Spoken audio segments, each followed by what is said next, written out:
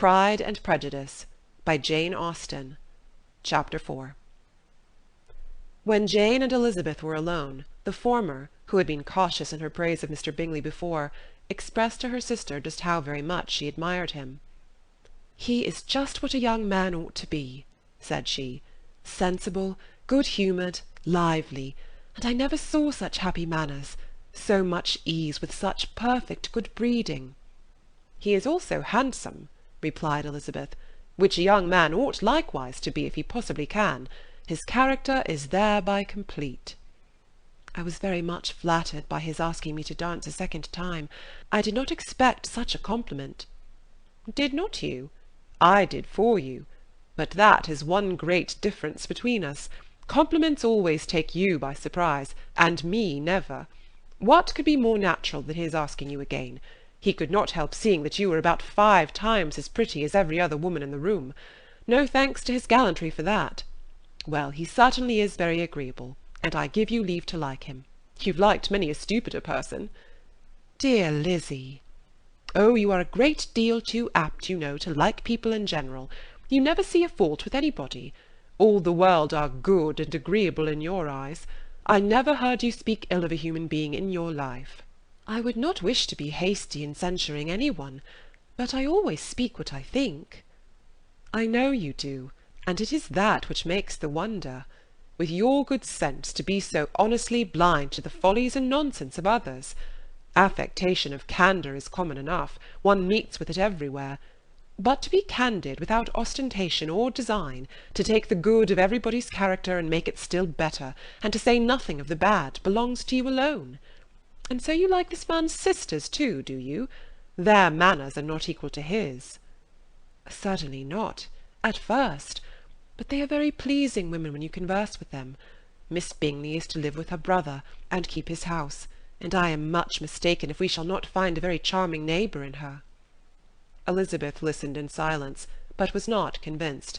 Their behaviour at the assembly had not been calculated to please in general, and with more quickness of observation, and less pliancy of temper than her sister, and with a judgment too unassailed by any attention to herself, she was very little disposed to approve them. They were in fact very fine ladies, not deficient in good humour when they were pleased, nor in the power of making themselves agreeable when they chose it, but proud and conceited.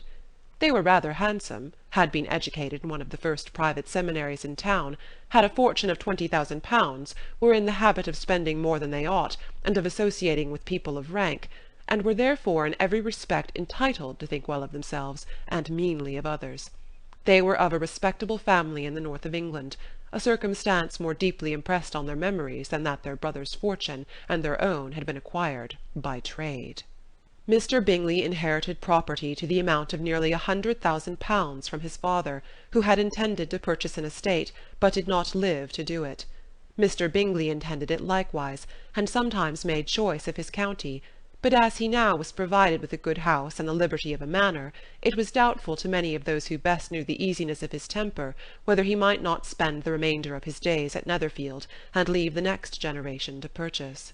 His sisters were anxious for his having an estate of his own, but though he was now only established as a tenant, Miss Bingley was by no means unwilling to preside at his table, nor was Mrs. Hurst, who had married a man of more fashion than fortune, less disposed to consider his house as her home when it suited her.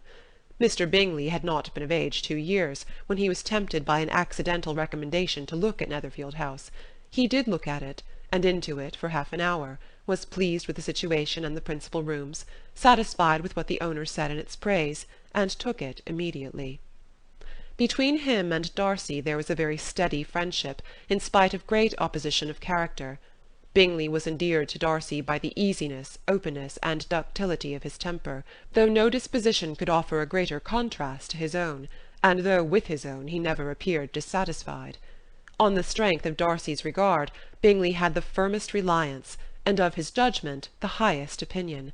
In understanding, Darcy was the superior. Bingley was by no means deficient, but Darcy was clever. He was at the same time haughty, reserved, and fastidious, and his manners, though well bred, were not inviting. In that respect his friend had greatly the advantage. Bingley was sure of being liked wherever he appeared. Darcy was continually giving offence. The manner in which they spoke of the Meryton assembly was sufficiently characteristic. Bingley had never met with more pleasant people or prettier girls in his life. Everybody had been most kind and attentive to him. There had been no formality, no stiffness. He had soon felt acquainted with all the room, and as to Miss Bennet, he could not conceive an angel more beautiful. Darcy, on the contrary, had seen a collection of people in whom there was little beauty and no fashion, for none of whom he had felt the smallest interest, and from none received either attention or pleasure. Miss Bennet he acknowledged to be pretty, but she smiled too much.